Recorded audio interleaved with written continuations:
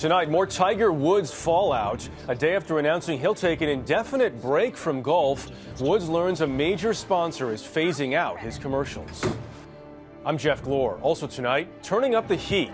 Tens of thousands protest outside the climate change conference in Copenhagen.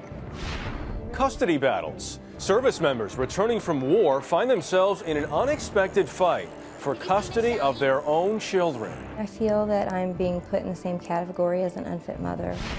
And wave therapy. A champion surfer says the key to riding out damaging addictions can be found on the ocean.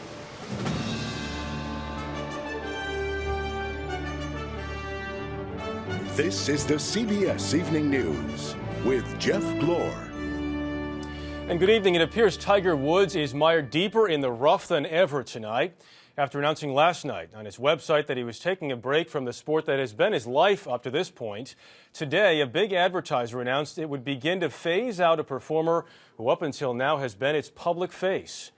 Randall Pinkston has more. It's Tiger Woods doing what he does best. The reaction from one of Tiger Woods' major corporate sponsors was as swift as the golfer's fall from grace. Once again, excellent choice. We've come to expect nothing less. Just one day after Woods announced an indefinite break from golf to repair his marriage, Procter & Gamble, the parent company of Gillette, moved away from Woods, saying, as Tiger takes a break from the public eye, we will support his desire for privacy by limiting his role in our marketing programs. And Gillette may be just the beginning. AT&T, while voicing support for Woods, says it is evaluating its relationship. Next year, Woods is scheduled to host the AT&T National. Another sponsor, consulting firm Accenture, removed Woods' image from its website, but Nike insists it will stand by him. On his website, Woods wrote, I am deeply aware of the hurt that my infidelity has caused so many people, most of all my wife and children. It may not be possible to repair the damage, but I want to do my best to try.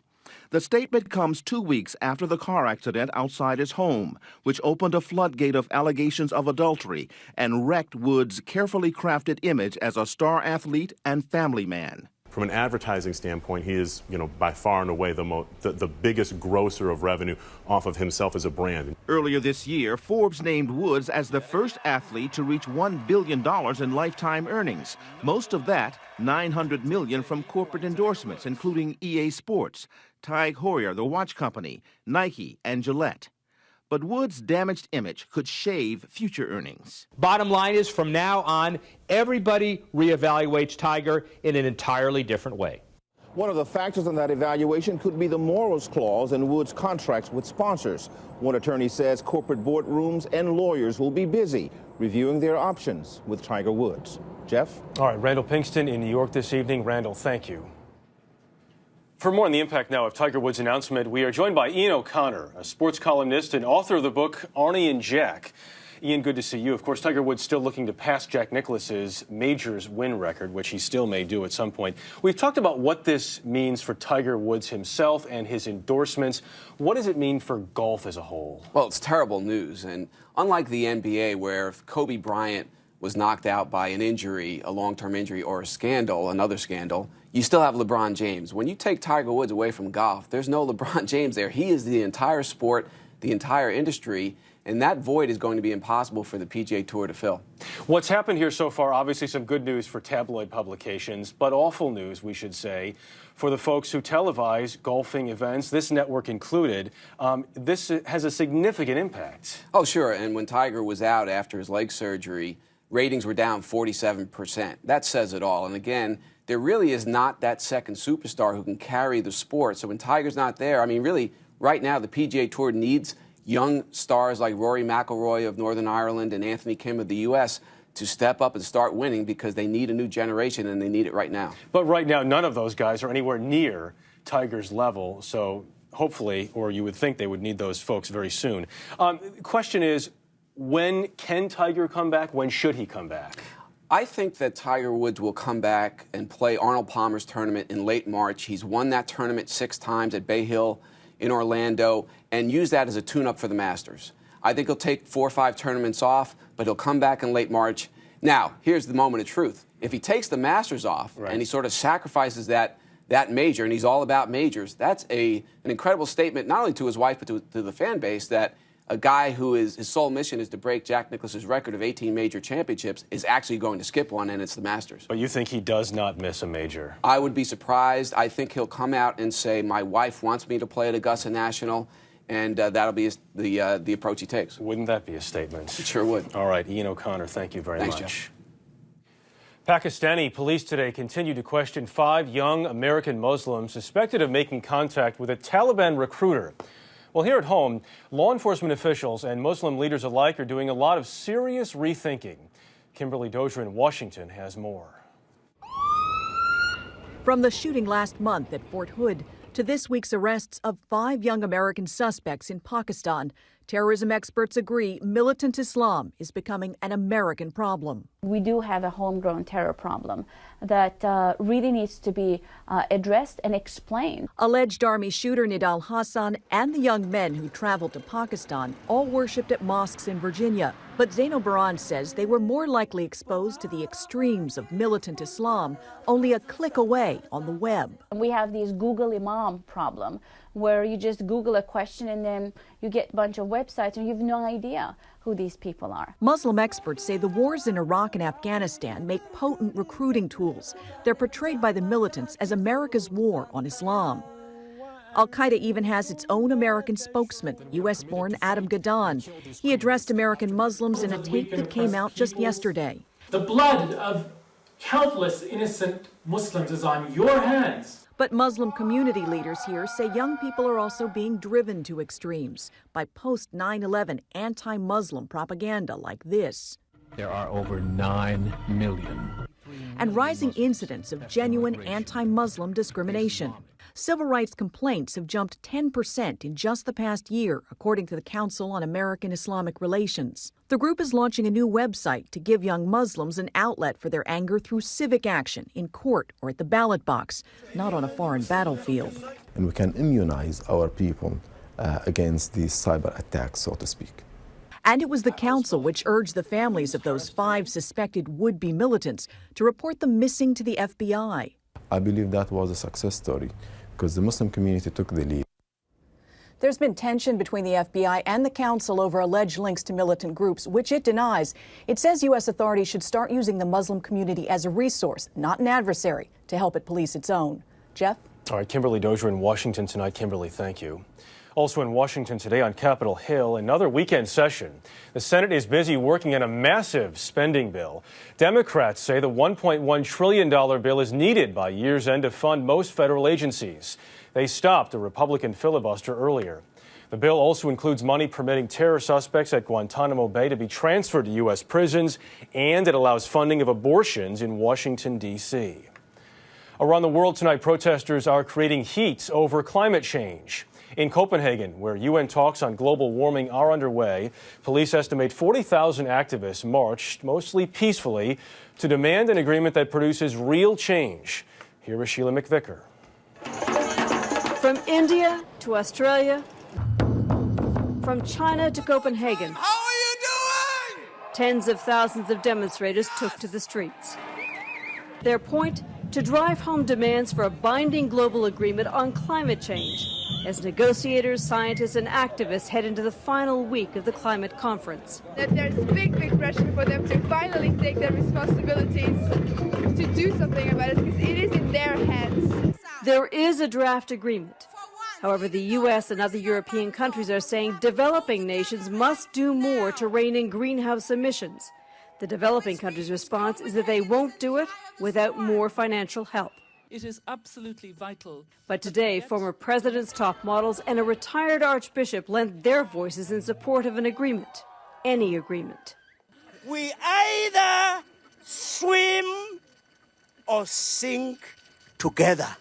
The protest was largely peaceful, but Danish police did round up hundreds of demonstrators as night fell, and with the conference heading into week 2, with government environment ministers expected to hammer out a final deal, more demonstrations are clearly on the horizon. Sheila McVicker, CBS News, London. Still ahead on tonight's CBS Evening News, he is catching a wave and losing the addictions that almost took his life. And when we come back, home front battles. Returning soldiers forced to fight in court to get their kids.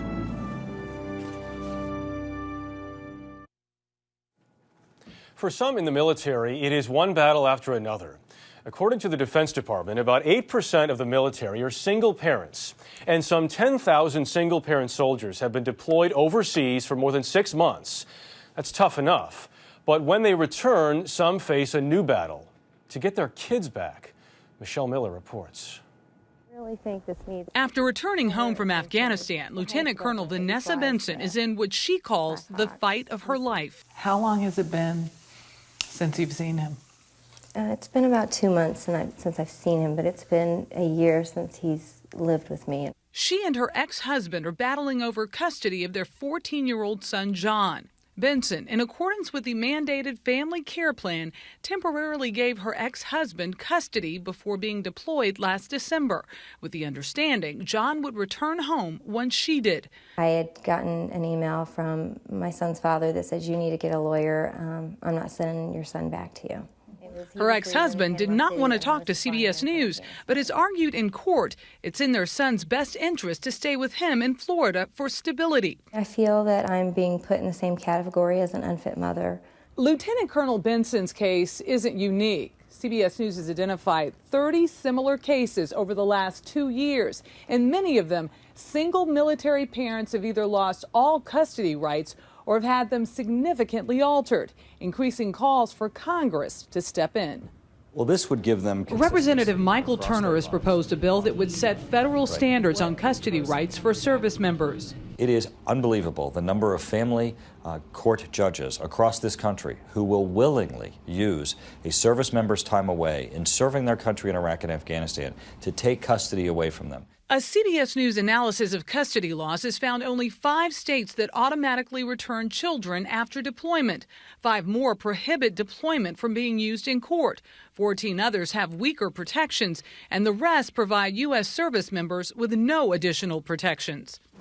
The Department of Defense has successfully fought the bill since its introduction in 2007, arguing that states are better equipped to handle custody issues.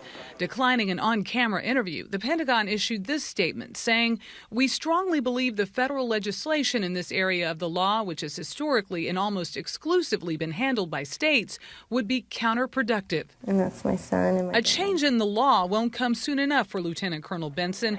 A judge in Florida has jurisdiction over her case in a state that has limited protection for service members. She's expected to rule next week. We're asked to drop everything to go to combat. Is it too much to ask that we have protection for when we come back, to get our children back? It kind of hit me that. Back to the homes of military parents, now dealing with another consequence of America's 2 wars.